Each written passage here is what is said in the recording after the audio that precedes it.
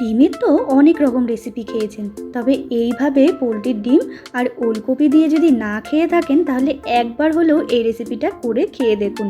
এটা কিন্তু একেবারে মুখে লেগেই থাকবে। আর যদিও বা এখন শীত প্রায় চলে যেতে বসেছে, শীত চলে যাওয়ার আগে এইভাবে ওলকপি কিংবা শালগম যে যেটাই বলুন, এই সবজিটা দিয়ে দারুণ একটি রেসিপি তৈরি করে খেয়ে দেখুন, অসাধারণ লাগবে। এই রেসিপিটা আপনারা রুটি, পরোটা কিংবা ভাতের সাথেও খেতে পারেন। নমস্কার বন্ধুরা, মায়ের রান্না অ্যান্ড ব্লগ চ্যানেলে আপনাদের সকলকে জানাই অনেক স্বাগত। আজকে আমি হাজির হয়ে গেছি ওলকপি দিয়ে ডিমের রসার রেসিপি নিয়ে। যদি ঘরে 4টে ডিম থাকে তাহলে কিন্তু আপনারা এই 4টে ডিম দিয়েই 8 জন থেকে 9 জন পর্যন্ত খেতে পারবেন। তো চলুন বন্ধুরা, কিভাবে তৈরি করেছি দেখে নেওয়া যাক। তার আগে যারা এখনও চ্যানেলটাকে সাবস্ক্রাইব করেননি তারা কিন্তু অবশ্যই চ্যানেলটাকে সাবস্ক্রাইব করে পাশে থাকা বেল আইকনটা অবশ্যই কিন্তু ক্লিক করে রাখবেন।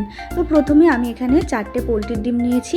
আমি এখানে পোলট্রির ডিম দিয়ে করছি, আপনারা চাইলে হাঁসের ডিমও নিতে পারেন, যার যেরকম সুবিধা, যে যেটা খেতে ভালোবাসেন। তারপরে একটা গোটা ওলকপি নিয়েছি।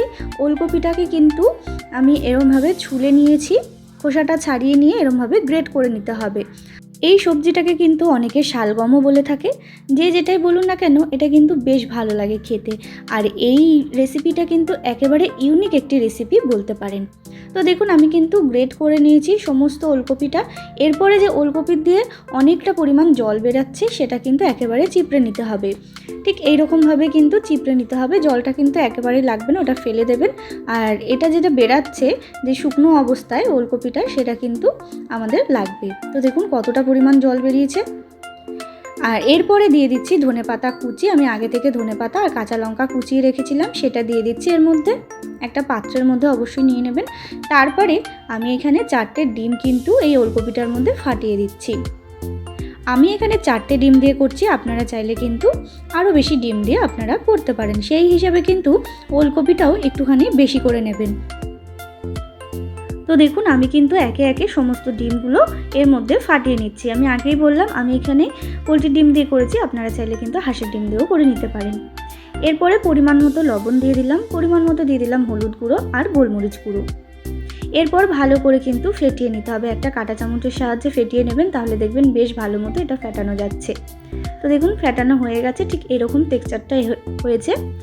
এরপরে সরাসরি গ্যাসে একটা ফ্রাই প্যান বসিয়ে দিয়েছি, তার মধ্যে দিয়ে দিলাম কিছুটা পরিমাণ সর্ষের তেল। পুরো রেসিপিটা আমি সর্ষের তেলেই করছি। তেলটা কিন্তু গরমও হয়ে গেছে। আমি যে ব্যাটারটা তৈরি করলাম ডিম দিয়ে এবং ওলকপি দিয়ে, সেটা কিন্তু এর মধ্যে পুরোটাই ঢেলে দেবো। তো দেখুন ঢেলে দিয়েছি। এরপরে কিন্তু একটুখানি ছড়িয়ে নিতে হবে। আমি ওই চামচের সাহায্যেই কিন্তু ভালো করে ছড়িয়ে নিচ্ছি। এরপরে ঢাকা দিয়ে কিন্তু 6 থেকে 7 মিনিট ঢাকা দিয়ে গ্যাসের ফ্লেমটাকে লো করে আমি কিন্তু এটাকে রান্না করে নিচ্ছি।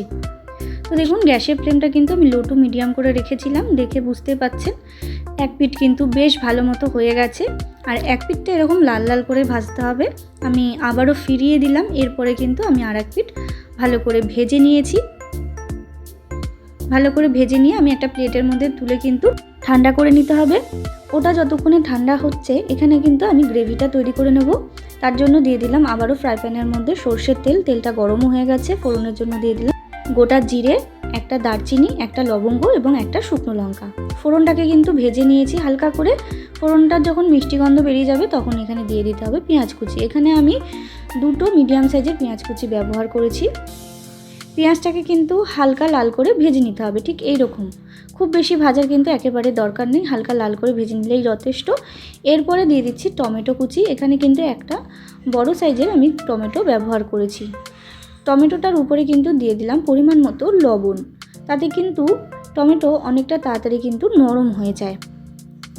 তো দেখুন লবণটা কিন্তু দিয়ে দিয়েছি। এরপরে দিয়ে দিচ্ছি আমি আদা রসুনের পেস্ট, পরিমাণ মতো দিয়ে দেবেন আদা রসুনের পেস্ট। এরপরে কিন্তু আদা রসুনের পেস্ট দিয়ে আমি কিন্তু ভালো করে একটুখানি ভেজে নিচ্ছি, যাতে আদা রসুনের যে কাঁচা গন্ধটা বেরোয় সেটা যেন একেবারে চলে যায়।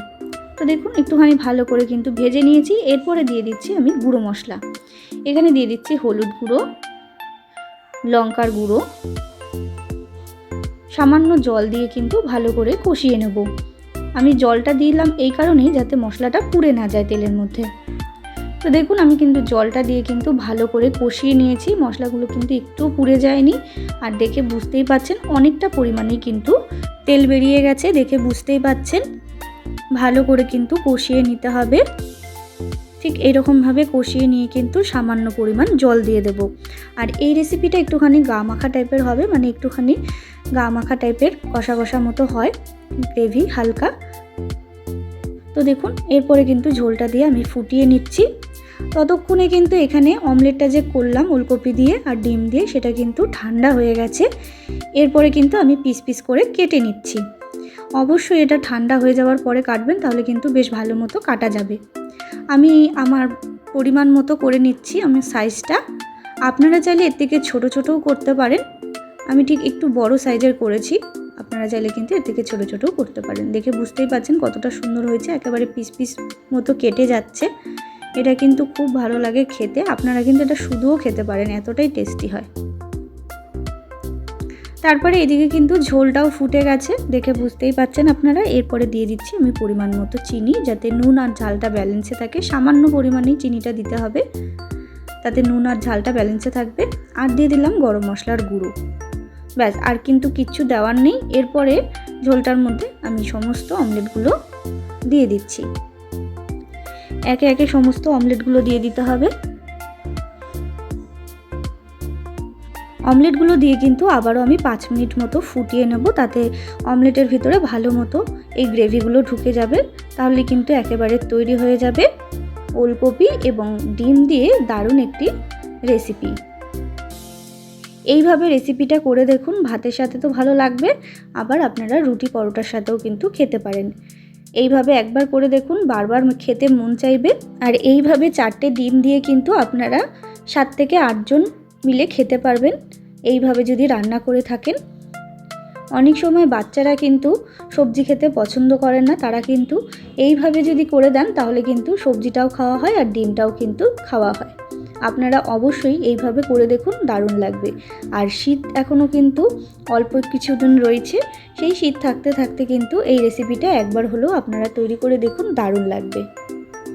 আমি একটা প্লেটের মধ্যে সার্ভ করে দিচ্ছি, আপনারা দেখে বুঝতেই পাচ্ছেন এটা কতটা লোভনীয় হয়েছে। বাড়িতে অবশ্যই একবার এইভাবে ওলকপি এবং ডিম দিয়ে এই রেসিপিটা করে দেখুন, অসাধারণ লাগবে। তো বন্ধুরা, আমার আজকের এই রেসিপিটা আপনাদের কেমন লাগলো অবশ্যই কমেন্টে জানাতে কিন্তু ভুলবেন না। ভালো লাগলে অবশ্যই একটা লাইক করবেন, শেয়ার করবেন। আর যারা এখনও চ্যানেলটাকে সাবস্ক্রাইব করেননি তারা কিন্তু অবশ্যই চ্যানেলটাকে সাবস্ক্রাইব করে আমার পাশে থাকবেন নিত্য নতুন ভিডিও দেখার জন্য। আবারও হাজির হব নতুন রেসিপির সাথে। ধন্যবাদ।